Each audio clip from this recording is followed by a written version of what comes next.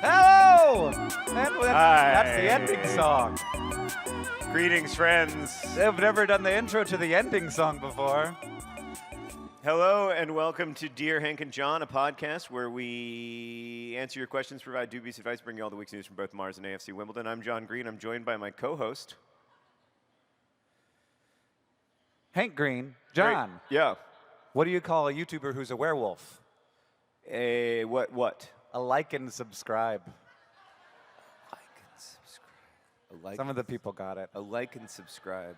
Like and. Lichen? You know a lycanthrope? That's another word for werewolf. Oh, well. No. You learn something every day, friends. Yeah, we're teaching. It's a teaching moment. Hey, so before we get to your questions, which, by the way, you can email your questions to hankandjohn@gmail.com. Thank you for Thanks putting to it up. Peyton, our longtime collaborator, for helping us out with this system. But, yeah, you can email us your questions. And we're also joined by my daughter, Alice, one of my all-time favorite people. So thanks to her for being here. And thanks to the rest of y'all as well. So Hank's going to be looking out for questions. I will. Are you just looking at Twitter? No. Yes, John. I really want to be looking at Twitter right now. I bet you do. It's not a great place at the moment. I haven't been there in a few days, and I tell you what, I feel noticeably better. You are in a second suit. Yeah. Can I tell you the secret about this suit? It's an amazing suit. Hold on. It's got little airplanes on it. Oh, it's got a secret. Ooh, who's in there? Wow.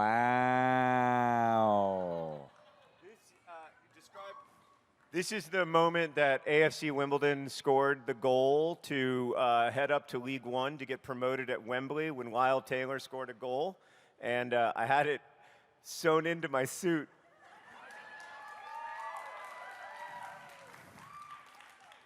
I got this at a place called Divine Trash. It's in the back of a clothing store. It's the little vintage section that smells like your basement. And this is Tyler Thrasher shirt. I love a Tyler Thrasher shirt. These jeans are from a store, and these socks are Awesome Socks Club. Bluntstones. That's the full fit. I'm wearing Hank's Cancer socks and Adidas Sambas, not for the first time. So listen, we got to tell you a story before we do this. We answer your questions, which we are looking forward to. Email your questions at hankandjohn@gmail.com. It's a distractingly nice suit close up. Some of the buttons are different from each other. I feel like this one might have some meaning. It does.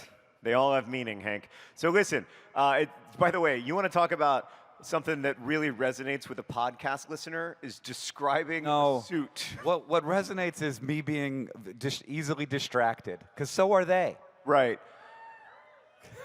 So we got an opportunity, but it was an unexpected opportunity for one of us, and we thought we would share that story just to start off. So several weeks ago, Hank found out that he was going to throw the opening pitch at a Major League Baseball game. For those of you who aren't familiar with the sport of baseball, this is a great honor. It's been enjoyed by American presidents. Now, admittedly, there are like 62 Major League Baseball teams. They do play 161 games a season each, so it's not like it's that big of an honor, but it's an honor. This is going to be a better story than you think.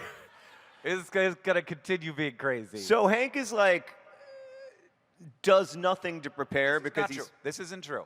I do nothing to prepare for a long time, and then at the last moment, I realize, oh no, I did nothing to prepare. Okay. I'm at my friend Jason's house. He used to play baseball. I'm about to throw out the first pitch at the Angels game, and he's like, Hank, what?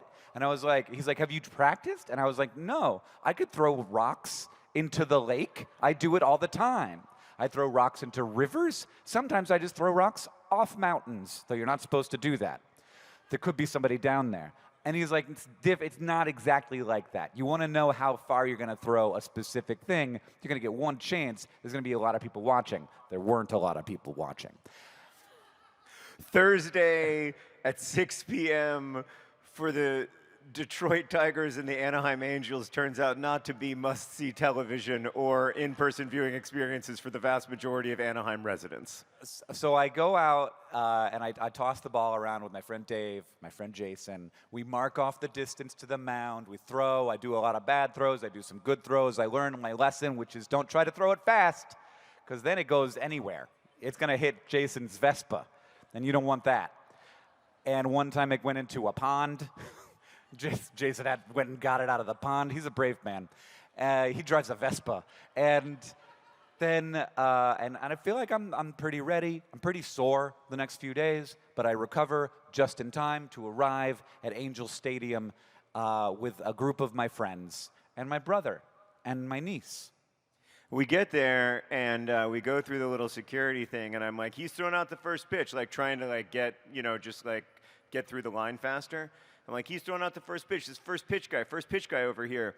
We get through the little line, and the other thing about this story is that maybe 10 minutes before this all happens, we're in the car on the way to the Angels game, and I say, to quote myself directly, I wouldn't throw out the first pitch at a Major League Baseball game for $10,000. That's what I said. I learned something about myself that day. He'd also been like harassing me, as he does as a good brother, to practice. Yeah. He's like, you need to practice. Get ready. And I was like, I will. And then I was like, oh, VidCon is in 4 days. Yeah. I finally did it. So we get through security. This wonderfully nice man comes up to us and says, we're so excited to have you guys throw out the first pitch at the Angels game. And I was like, that was weird phrasing. And then he says it again. He's like, it's just, it's really cool for a lot of our staff. They learned from Crash Course, and they're really excited to have you guys throw out the first pitch at the Angels game. And I was like, I just got to stop you right there, sir. On now 2 occasions, you've referred to Hank as you guys.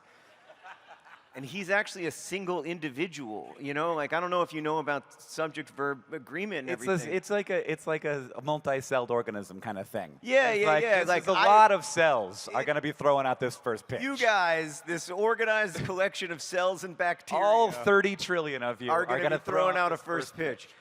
And I was like, what do you mean, you guys? And he was like, oh, you're not throwing out the first pitch? And I was like, who's me? Yeah, no, like only one person can throw out the first pitch by definition.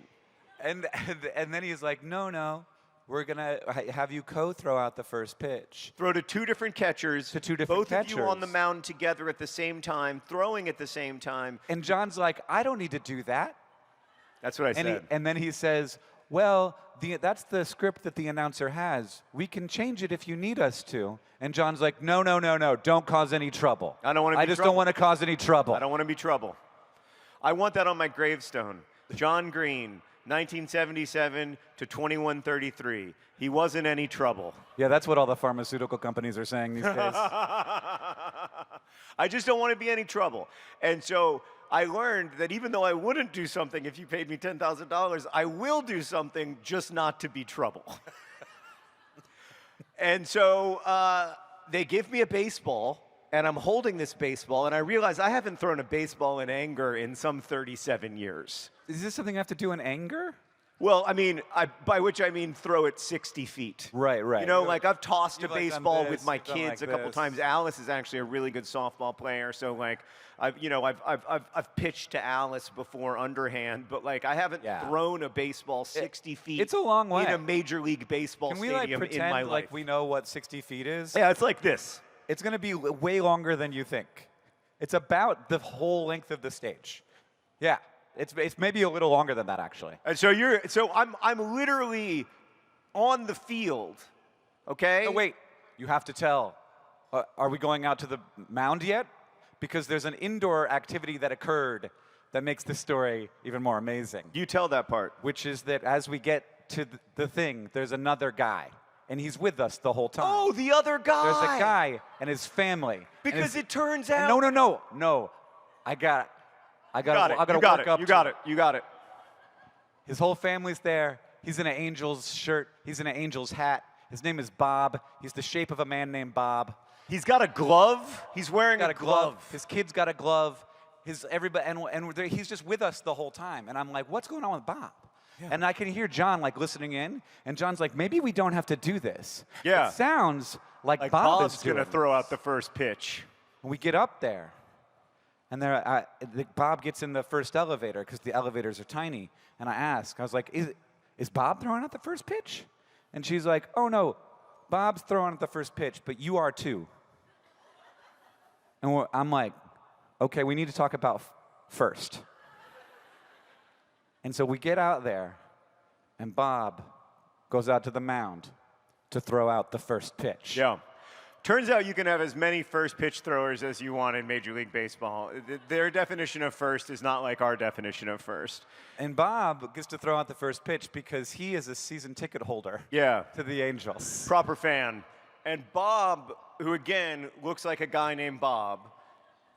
His forearms are as big as my legs. Goes to the mound, puts his foot up against the rubber like a proper Major League Baseball player, kicks his leg way up, and hurtles a 65-mile-an-hour strike right into the catcher's mitt. And I was like, oh, no! It hits the mitt. It makes a noise. It made a noise. It's like a thing happened when Bob pitched. And Bob comes off, and I was like, Bob, that was better than what we're going to do. And he's like, yeah. Because Bob knew that he was going to throw out the first pitch with more than 12 minutes notice. I think Bob knew he was going to throw out the first pitch with like 45 years of notice. He's been thinking about this the whole time. So we get up there, and we're walking out there, and to throw out to co-throw out the second pitch. Yeah, it's a great honor and responsibility to throw out the second pitch. Co-throw out the second pitch. To be half of the team throwing out the second pitch. You know how often at an Angels game on a Thursday at 6 p.m. How often I look at my title of co-founder of VidCon and I'm like, yeah, sure, I guess. I mean, you were there. I'll tell you, I held a lot of stress so that you wouldn't have to. And I feel like my role as the guy who holds the stress is a little bit underrated. I would also say that I did a lot of work to make you not own VidCon. That's true. That was a big win. So you're welcome. For me. Anyway, moving on, we co-throw out the second pitch at the Angels game. And Hank, of course, does a little bit better because he had this practice session with Jason and Dave, right? And I do okay. It's on target. It was on target. It did bounce once, but it only bounced once. And I was more worried about sort of a bounce, dribble situation. And so I was pretty thrilled with my one bounce. We get out of there. I'll tell you this, though.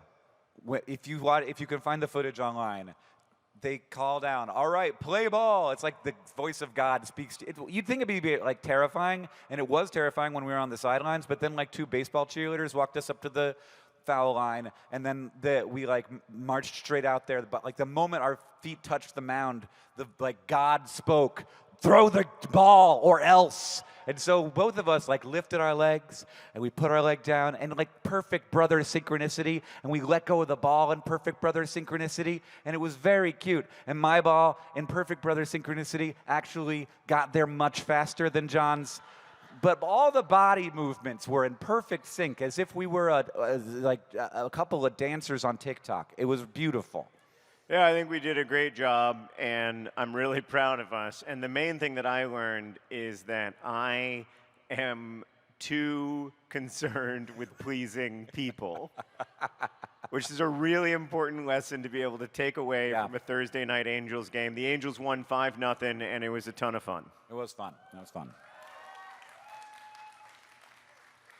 All right, we're now going to answer some questions from our listeners, if Hank has any. I don't actually have access to this email account because I don't have email on my phone anymore, so you're going to be the question asker.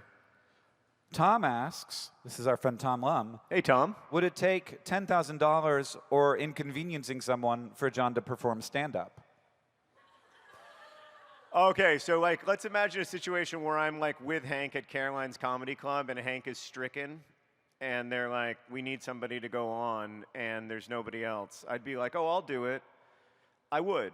And I'd go up with my tight five, which would be the story of the time I co-threw out the ball at the Angels game.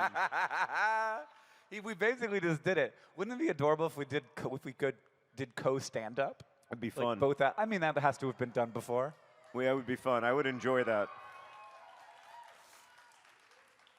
But if you said, hey, we'll pay you $10,000 to write 10 minutes of stand-up for Caroline's Comedy Club, I would definitely say no. And again, this is an issue. And maybe $10,000 I would do it because that's actually a lot of money. And I think I would throw out a first pitch as well. But like, you know, like I'm undervaluing my my sense of self and stability, which is this is a great takeaway for me. I feel like I'm in a therapy session. I've been in a lot of them recently. And Hank, what are your core beliefs? What? Yeah, this is a question my psychiatrist has been rummaging through with me a lot, is what are my core beliefs? And you know what we've come to is that my core belief is that I'm kind of a piece of crap. Like when he first asked, I was like, my core beliefs are that we all deserve to love and be loved and that we're here to understand and be understood. And he was like, okay, is that really your core belief about yourself? And I was like, about myself. no. All right, what's the next question? They'd be like, "What's your core belief?" And I'd be like, "30 trillion cells trying to do this is pretty weird, and it makes sense that it doesn't work all the time." But I actually think that is your core belief, which is a really healthy way of thinking about yourself instead of like I am because a worthless person. I have like a impetus in the other direction, so it's pushing back. I think that it could excuse a lot of behaviors if I needed it to. Yeah, of course. No, and I think you're dead on there. What's the next question? I don't know why this got so dark. We're cutting this out of the pod. From Chemical Kim, everybody's seeing how much I need bifocals right now. It says, if you could replace a historical figure with a dinosaur, who would it be and why? William Howard Taft. So that he could live longer?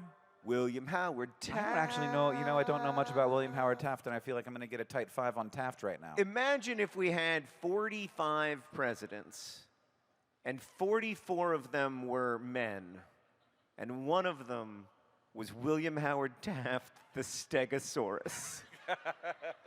You're waiting for a tight 5 on William Howard Taft. I don't know anything about the man, okay? I know very little about his presidency. He did okay. You know about Stegosauruses? I mean, I know that they live... The basics. I know. I'll tell you what, I could draw a hell of a good Stegosaurus. I could draw a Stegosaurus way faster than I could draw Taft. Totally.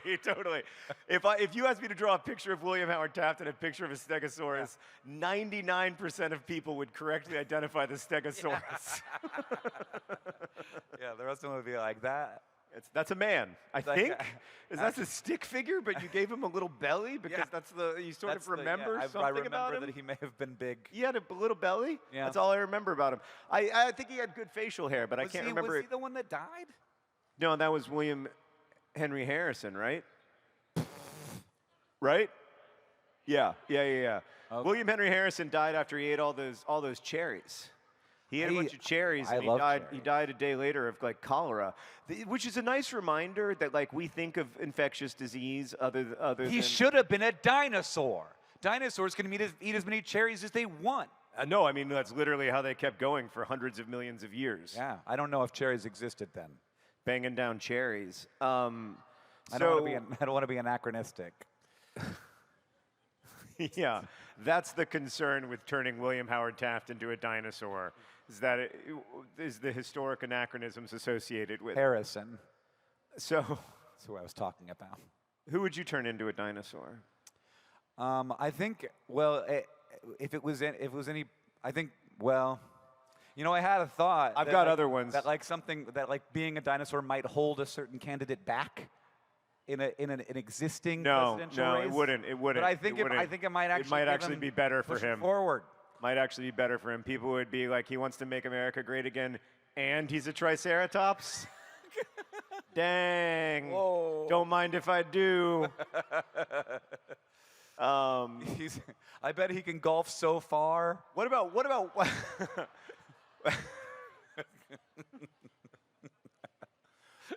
old men talking about their golf handicap is like, it's like the last thing I want. Anyway, I have one other idea about what if you just turned one beetle into a dinosaur? Like a bug or No, like just George. Right. You know, and it was like Yeah. There's John and Paul singing. Huh? There's George on the bass. Wow, that's a surprise. But he's not like a big dinosaur. No, he's no, like he's a like- human-sized dinosaur. Yeah. He's like a large velociraptor. I was even going to say a small velociraptor, but yeah, somewhere well, in the velociraptors are smaller than you think. I know. You don't have to tell me. They have like turkey feathers. They're Well, very yeah, unimpressive. they're like goose-sized. But Yeah. there were other related raptors that were Sure. more human-sized. All right, what's our next question? Well, I was correcting your dinosaur fact, so I wasn't looking. Oh, yeah, fair enough. That's a great question, Tom Lum. Thank you.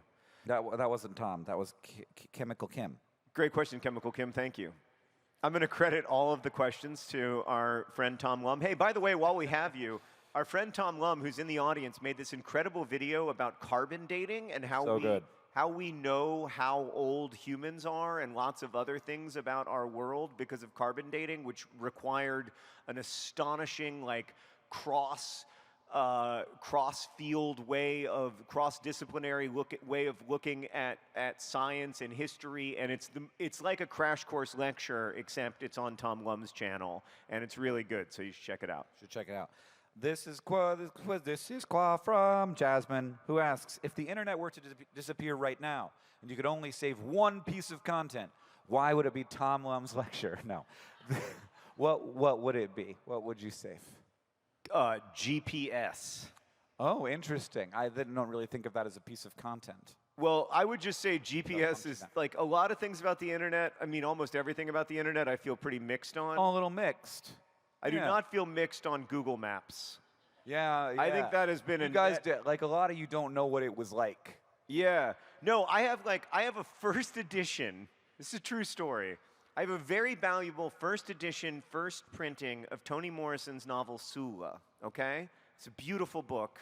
And you open it up, and there on the first page, it says, "To get home," in my handwriting. And then 17 lines of handwritten instructions from my grandma on how to get from her house to my home. And that's how I did it, because that was the only way to do it. And so I ruined this book. Beautiful book. Well, if you could potentially, you could just become more remarkable than Toni Morrison, and then. Do you think he knows? With what? That she has died. Oh, I don't know things. Oh, wait, I thought you said you could become more remarkable to Toni Morrison. No. Than? And then what in this theoretical world, or is it like a you become a dinosaur, and they're like this young adult author. Yes. Is now noted VidCon co-founder and dinosaur and co-pitcher of the second pitch at a Detroit Tigers Anaheim Angels game. I'm sorry, Los Angeles Angels of Anaheim game. Yeah. Sorry, you guys aren't from Anaheim, because that was a specific joke for Anaheim people who. I'll tell you what. When people listen to it in Anaheim, it's gonna kill. They're like, yeah. It's gonna kill. So anyway, I'm sorry. It was so impossible that you would say that I'd become more significant than Toni Morrison that I literally misheard you. Go on. I think it's a special book. I would pay not extra for it, because your words are in there, but not less. What is the content that you would save from the internet? I mean, like, how do you draw the line around what a piece of content is? I feel like Wikipedia, you could just save all of it, if I could call Wikipedia content. But I don't think that's the spirit of the question. I think the spirit of the question is like, what, YouTube video, basically? Yeah, or like what tweet? Oh, yeah. What? The tweet I would save is the tweet where somebody said drinking a LaCroix flavor is like drinking bubbly plain water, and then in the next room over, someone shouts, "Grapefruit." There's a lot of good tweets. You know, I had this idea, and I love it. I have a friend who works at the cemetery, and one of the things that he does is engraves on stone. And he knows how to do this. And there's a machine that he uses, and it's not like chisels anymore. It's like there's a thing that happens with sandblasting and wax, and I don't understand it.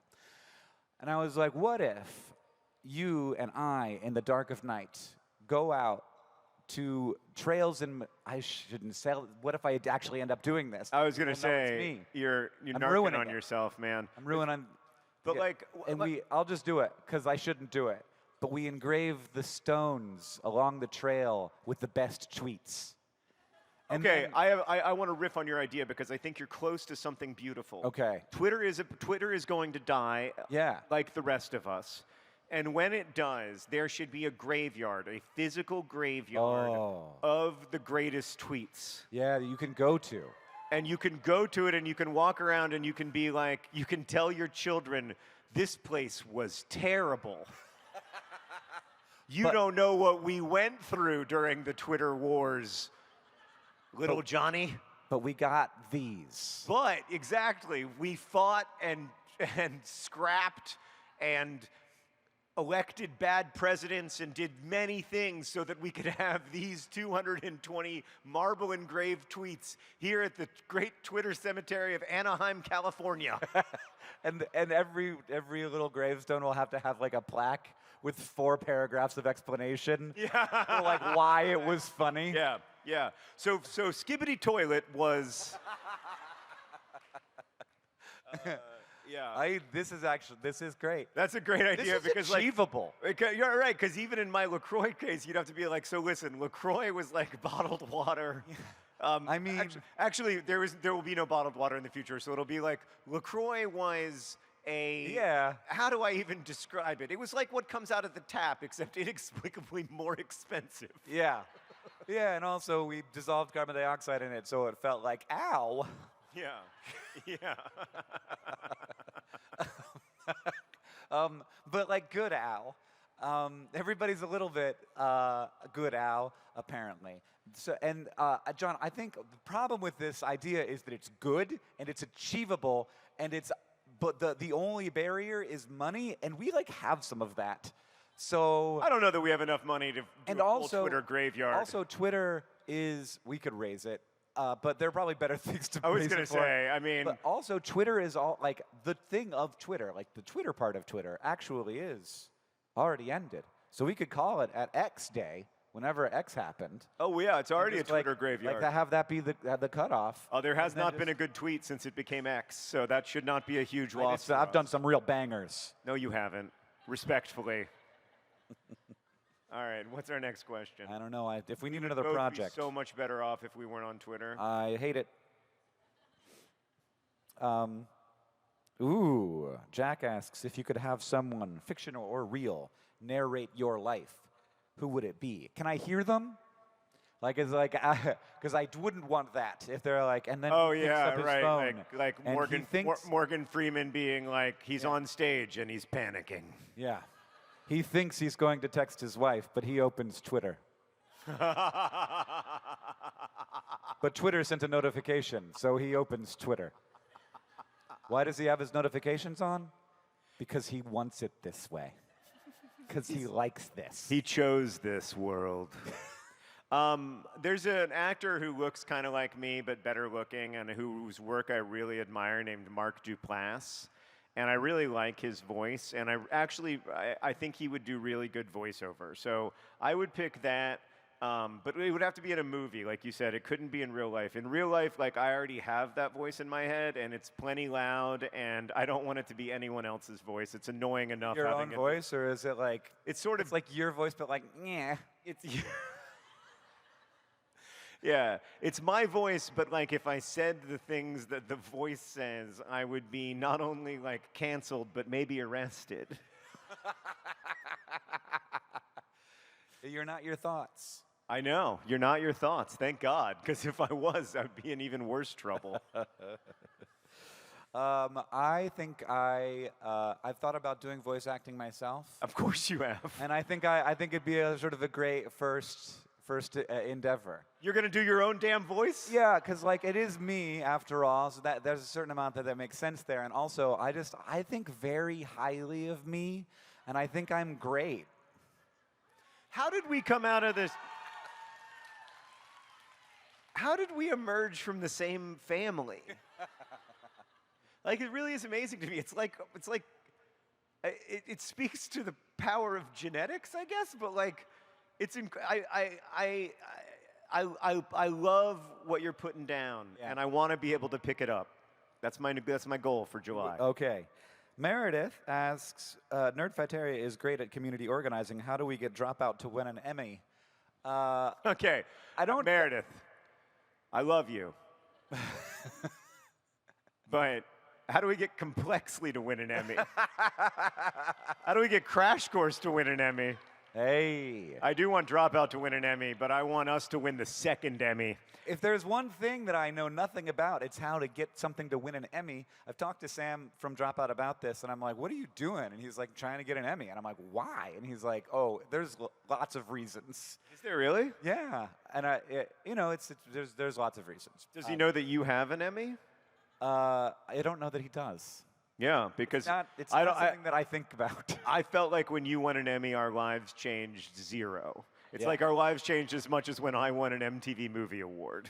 Yeah, For Best Kiss, by the way. They said it was a good. It was you. You didn't even do the kiss. I know. That's what's so funny. They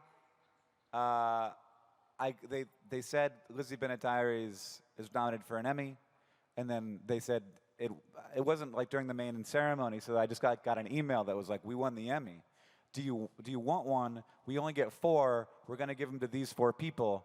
We figure you don't need this. They need it more than you to have it on the shelf. I mean, certainly in terms of sense of self-worth. They You know? Like, they're like, you don't need this, Hank. yeah. You're good, man. It's incredible. It's awesome. We love it, but you Yeah. don't need this. Yeah, they're also like, you're not in the industry the way that these folks are. And I But was like, then great. they let you buy one. And they were like, do you want to buy one? It's $600. And I was Yeah. like, nah. I And bought now mine. I'm like, yeah. No, can we go back? I don't know why I said no to that. Yeah, can you? Well, you had less money then. That's probably why. All right, I'm going to ask the next question. Hold on. Oh, you haven't been looking at them. I don't need to. Okay. I don't need to. I'm You ready. You don't know which ones I've already asked? Hey, Hank, Yeah. do you think AI will take over the world? From Chrissa. It's a great question, man. I mean, and what's the time scale? Here's- 250 years. Oh, probably. I mean, parts of it. I think that that's a long time scale. I think that we are not done figuring out how human societies organize themselves. So but what you mean by take over the world is that like the actions of a lot of people will be heavily influenced by the sort of advisings of artificial intelligence that hopefully have our best interests at heart. I think probably. I think AIs have already kind of taken over a lot of the world. I don't know if you use a content platform, but they tell you what to watch. Some of them sort of offer you things to watch. They're like, hey, here's a selection of 30 videos that you might want to watch from the 30 trillion that are available. And some of them are like, you push a button and then it's like, here's the next video. Here's the next video. Like, you don't make choices on TikTok. It's hard right? to overstate. It's in charge not just of what I watch, but in many cases of what I'm thinking about that day, what I'm paying attention to, what my biggest worries are, and how I feel about the world and other people in it. Like, they are in charge. Their goal isn't to achieve anything in particular, except to keep me on the platform so the platform can make more money. But they are in charge of me. That, like, I've given them that power to have that power over me, and I like giving away that power because it's relaxing, because I don't have to think about making choices, which is, I think, probably a bad decision. So I have been thinking about this a lot because, as you say, Hank, TikTok decides how I feel, or Instagram, or whatever it is that I use to scroll, and that's an interesting power to give an algorithm. And I've watched a lot of TikTok, probably more than almost anyone in this room, because I have an addictive personality, and I have never once in all of my time of watching TikTok and Instagram and even YouTube Shorts, I have never once received in that feed a TikTok that said to me, hey, you know what's amazing? This year, 2024, fewer children will die under the age of 5 than any year for at least the last 4,000 years. Since 2000 BCE, when the world population was like 100 million, that was the last time that fewer children died than will die this year. At no point have I received a TikTok about that, which should, of course, be the most important news story in the world, right? None of this, of course, is to like minimize or dismiss the so-called polycrisis, which I really do believe that we're in, or to like minimize or dismiss all of the suffering. It's just that like there has long been unjust suffering, and like we actually are doing work that means something and matters on at least some of those issues. On other issues, of course, we aren't doing anything, or we certainly aren't doing nearly enough. But like the letting this algorithm, letting this artificial intelligence decide how I feel distracts me from knowing the things that I also want to know to be able to engage complexly with the world and to understand that like that you know, no simple story is ever going to tell the whole truth. And I just think it's really, really bad for me. Yeah. Yeah, sometimes I hear people saying like, but I can't stop. Nothing, there's nothing like good has happened in a while. It's like it's only been bad news for so long, and I'm like, if there were good news, where would you hear it? Like if the government did something that was like, oh, that's a net positive for for like America. Like why would you hear about that? Do you think that someone would be incentivized on TikTok to make that content? And if they did, would that content be watched and liked enough for it to hit your For You page? No. Like that's not the things that do well. Like the things that get created are the things that do well. And even if the things that don't do well get created, they don't do well. So we have to so we end up in a world where it's like cat video, terrible thing, cat video, terrible thing. You get cat videos? I just get terrible thing. I didn't know there were cat videos. Well, sometimes it's, when I say cat video, sometimes it's like a person writing a cool song or doing a good dance, you know? Oh, okay. Yeah, I get a little bit of that. They give me just enough of that, you know? Yeah. But in general, I'm pretty distressed by this. So will AI take over the world? I think we have to worry about the ways in which it already has. I think that is a good focus to have. I can't predict the future. Is Pluto a planet? No. Here's this thing. It's in the name. Dwarf planet. Oh, I don't know why everybody's so mad about Pluto not being a planet. It's a planet. It's a dwarf planet. Like it's there. It's not. They didn't name it. They didn't say Pluto is now a dwarf. No, it's a dwarf planet. It is a small planet. And it is among other small planets. We did not decrease the number of planets in the solar system, we increased it. Ceres is a planet, Haumea is a planet, Eris is a planet. We got a bunch of planets that we didn't know we had. I don't know why we get so mad about it. It's not just a planet because it's too small. It's a little boy out there in the far away. It hasn't cleaned up its orbit, so it's not a big boy planet. But it is a little boy planet. It's a dwarf planet. They should have just called it Little Boy Planet. Maybe we'd all have been a little mad about it. We're going to change planet to Big Boy Planet. And in fact, we probably should have changed it to there being two kinds of planets, rocky planets and gas giants, because they're not similar.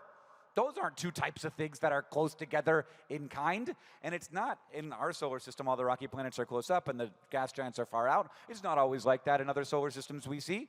I think that it makes sense to have there be a classification for gas giant and for rocky planet. And also there are planets that are just like and as big as planets in our solar system that just happen to be moons. I think they should be moon planets. They are big, they have atmospheres, they have more water than Earth has. They're very important. And I think we ignore them sometimes because we think, oh, that's just a moon. Ganymede, Titan, these are important places. There's water volcanoes in our solar system spewing liquid water out into space. What's down there? We're not thinking about it because it's a moon. No, it's a planet that's a moon planet.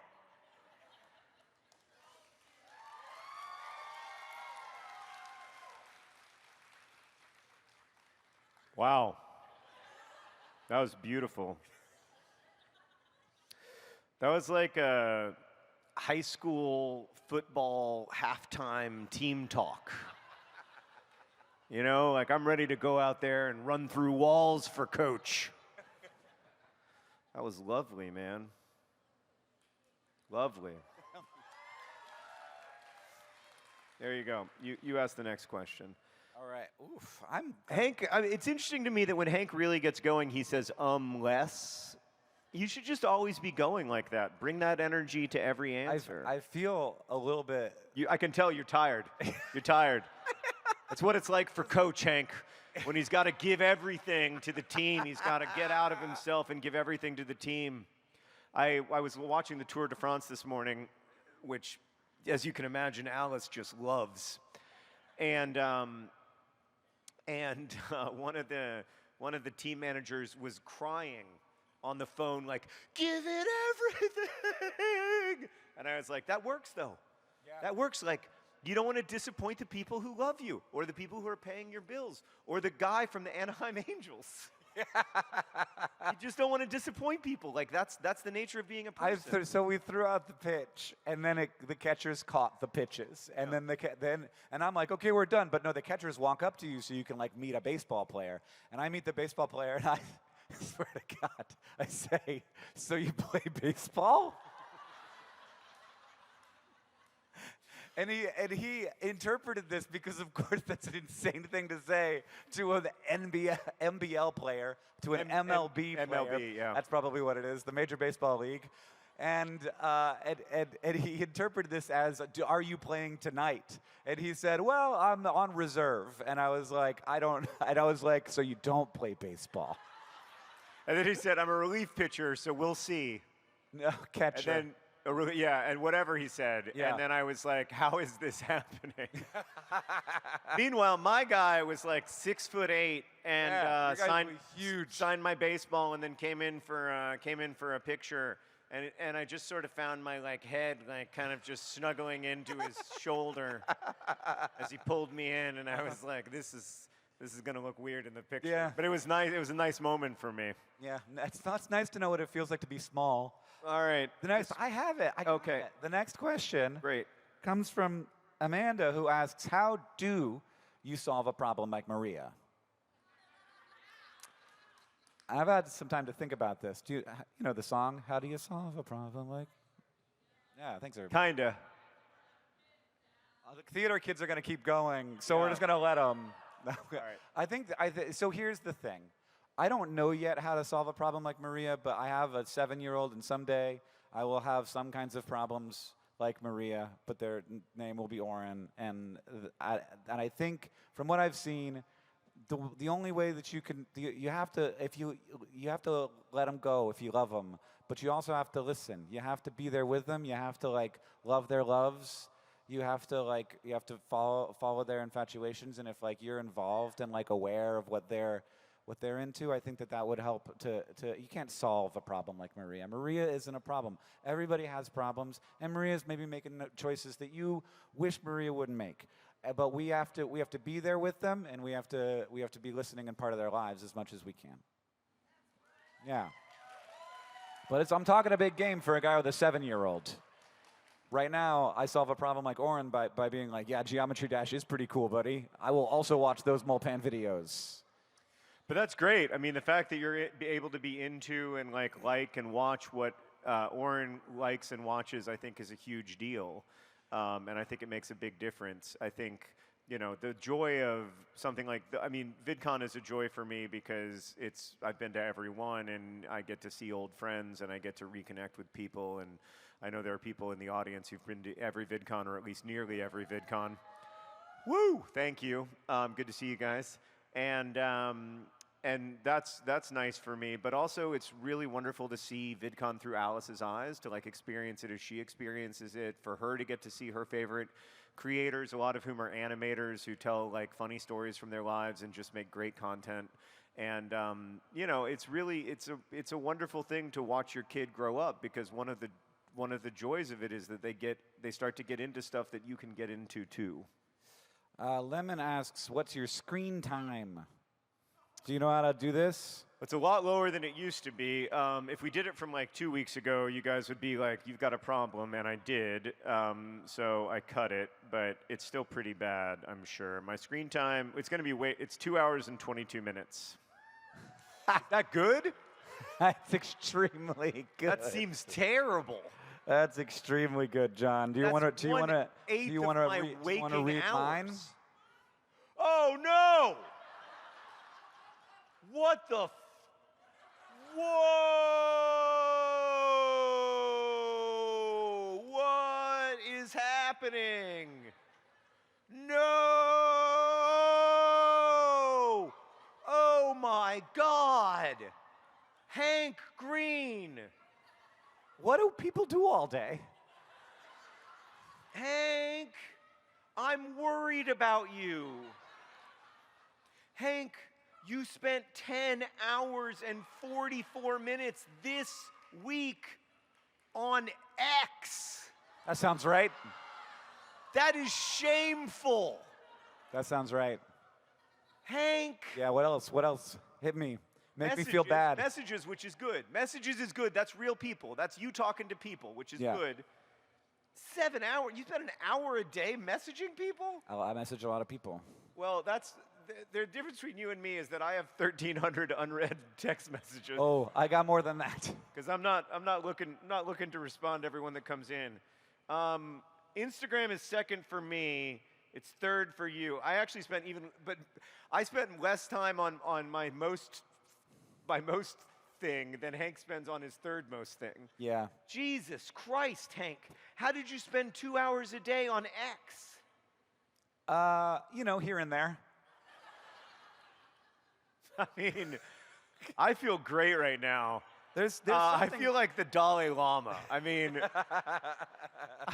yeah, I mean, yesterday was amazing. I basically didn't open my phone at all. So you're telling me that I was at VidCon all day. You have 11 hours of screen time even though you didn't open your phone. I also did not. Yeah, no, the average. There's something went wrong here where my phone thought I spent all day on my phone last Thursday, so something broke in the screen time app. So the average is slightly inflated from where it should be. But I don't know what that was. That's not why the Twitter average is inflated. The Twitter average is correct and very consistent day to day, and I do have a problem. Jesus. I mean, that's disturbing. Like, oh God, I'm really worried about my first used app after pickup is Google Calendar. Yeah, that's impressive. Because I'm like, where am I supposed to be right now? Yeah.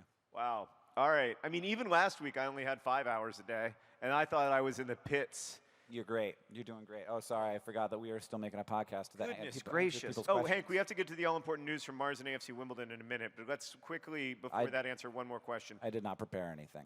What do you mean you didn't prepare? For Mars, I didn't prepare any Mars things. Don't you just know things from looking at Mars news all the time, like I look at AFC Wimbledon news all the time? That maybe I'm not as big of a Mars fan as you are an AFC Wimbledon fan. Oh, a confession. Yeah, it's possible. Mark asks, how do we foster a love of mathematics in today's youth? I think you probably know the answer to this better than I do, because you're at VidCon and you're asking a math question about fostering love of mathematics in today's youth. I mean, I just don't think that the things that we teach about math are the interestingest, or maybe we carve some of the interesting parts out. When I look at people who are excited about and good at math, they aren't excited about and good at the parts that you learn in high school, which is just a lot of like sort of ways of solving an algebra puzzle. Though I mean, it can be really fun to solve an algebra puzzle once you build up all of those skills and tools. It's almost like math is just sort of like puzzle solving, but we make the puzzle as boring as possible by doing so. It's like, imagine if like Sudoku sucked. No one would play it, right? Like people like voluntarily go play Sudoku because it's fun. But I feel like oftentimes we don't figure out how to actually make the math puzzle fun. We also don't talk about the context of math and where it came from very much, or the philosophy of it. Or, I remember talking some about proofs, but I never was given a reason to care about it. So I think that there's a lot of stuff missing there. But you probably read Paul Lockhart's Measurement. I think that is a great place to start. And if we sort of start like we started from measurement and we built a curriculum around that, I'd be really interested to see like how American 10th graders would react to it. Yeah, the college math class I took through study hall focused on sets, and I found that a helpful way into learning about math. But yeah, it's hard. I don't envy the job. I'm somebody who really, really struggled with math, and I think I struggled with it because of the way it was taught, but I also think I struggled with it because of my inability to conceptualize, like visually conceptualize ideas in my mind. I have something called aphantasia, and so like, I think that was part of why I struggled so much with math, is that there was an actual like paucity of ability to process that way. And I don't know how I would teach math to me. I've kind of learned calculus a little bit over the years, but just by being really interested in it and by like having friends and stuff explain stuff to me that I don't understand. So I think some people are always going to struggle. Same's true in reading, same's true in writing, same's true in other basic skills. And you have to make space for them too. Sweet. I've been talking too much. Okay. Do you have Mars news? I mean, AFC Wimbledon. I have both Mars news and I've got AFC some Mars Wimbledon news. I've got AFC Wimbledon news. So listen, our fixture list came out this week. This very big deal. This means we know who we're going to play. Our local rivals, or like somewhat local rivals, got promoted, and we play. I don't know. There's not look. The truth is, there's one interesting game. One game that I look for on the calendar, and I know that I shouldn't look for it because I shouldn't even think of them as a real football club, and I should think of them as the despicable franchise currently plying its trade in Milton Keynes that they are, but I still want to beat them, and when we beat them last season, it was the best feeling I've ever had in my life. Sorry, Alice. It was great when you were born, but I knew it was going to happen. I did not know that we were going to beat Milton Keynes in the 94th minute. It was an absolute unadulterated thrill. And so I looked, and it turns out, Hank, I can't go to the game. It's on September 14th. I have pre-existing plans. And I asked Sarah if I could cancel our vacation together, and she said no. So that's the highlight of the fixture list. We in this our run-in, like our last 5 games, looks pretty manageable. Like makes me think that we could be okay. But we still haven't really signed any players. For instance, preseason starts in, I believe, 2 weeks, and we do not have a goalkeeper of any kind. And I don't know how much soccer you've watched, but even if you're not super familiar with the game, you might know that goalkeepers are important. They play a role. So hopefully we'll sign a goalkeeper at some point. Otherwise, I feel like I could do it. I know you do. I know you do. Yeah. Yeah, just get big. That is the job a lot of times. If you're in a one-on-one, you just get big. You do a lot of this? Yeah, a lot of Jesus Christ. I thought the physical comedy in your comedy special was really good. And it just reminded me that you've always been kind of a funny guy. I just didn't know that you could be funny in that way. I thought you were mostly kind of cringe funny. But it turns out... And I don't mean that as an insult. I love cringe funny, but it turns out that's what I was just doing. I know you were doing that on purpose, but it turns out you contain multitudes, just like the rest of us. It was beautiful to see, man. I love that comedy special so much, and like I genuinely couldn't believe that it was you. Now you know what it's like to read one of your books. Yeah, it was very accomplished. Yeah, so that was great. What's the news from Mars? Do you remember the Mars Insight lander? Of course. It was a relatively short-lived mission. Tried to do a bunch of stuff that turned out to be harder than we thought. Yeah. But it did do a bunch of. It was a seismometer, a primary mission. Sit on there and feel Mars shaking. Yeah. And one of the things you can get from feeling Mars shaking is when is it getting hit by meteorites? Right. Mars is going to get hit by more meteorites than Earth, just because it doesn't have as thick of an atmosphere, so they don't burn up as much. Through. Yeah, but also it seems like it just gets hit by more because it's like closer to the asteroid belt, right, or some other phenomenon of the solar system. And InSight was able, from all of its data that it collected over its mission, to be able to feel those impacts and sort of have a rough gauge of how fast and how big those are. And we now know that Mars is being hit by hundreds of basketball-sized rocks every year. Oh, thank God. I thought you were going to say every day, and I was like, we cannot put people on that planet. They're going to get hit by basketball-sized rocks. It's true. It's too big of a rock to get hit by. Too big of a rock. I mean, I would think any rock is coming from space. Actually, too big of a rock to get hit in a room this size, okay. probably one of us has been hit by a meteorite. No. I know. If you go onto the roof of any Walmart in America, that was a weird segue. This is going to be about meteorites with a large magnet. And you drag that magnet across the roof, you will find tiny micrometeorites. And we are not each the size of a Walmart, but together we're pretty close. Now, you're also inside a lot, maybe even more than average, one might guess. But there's a lot of us. We've all been outside some.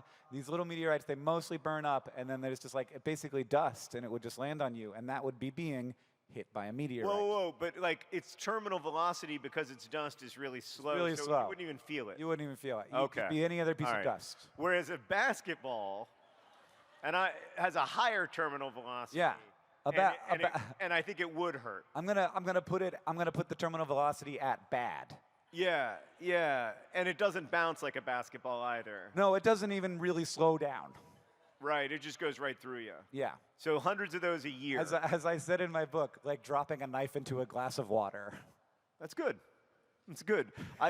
Another thing about you and your confidence is that you're willing to quote your own work unironically, which I can't do. I had a really lovely interaction earlier at VidCon where somebody came up to me and they were like, there's a couple things that you wrote in Looking for Alaska, and I read it 15 years ago, and I still think about them all the time, and they quoted me the lines.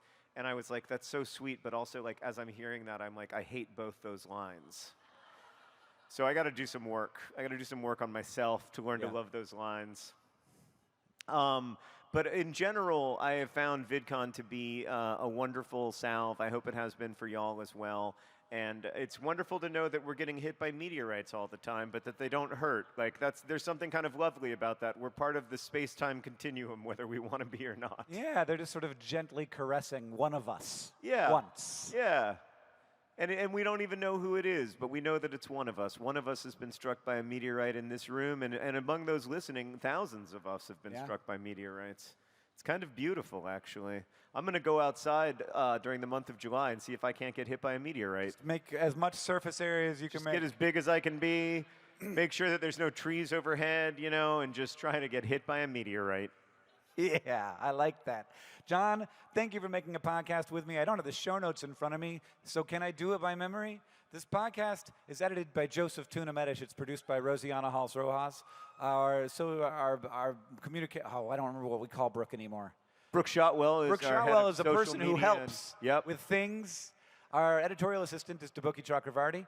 The music you're hearing now at the beginning of the podcast is by the great Gunnarola. And as they say in our hometown, don't forget to be awesome. Thank you, guys.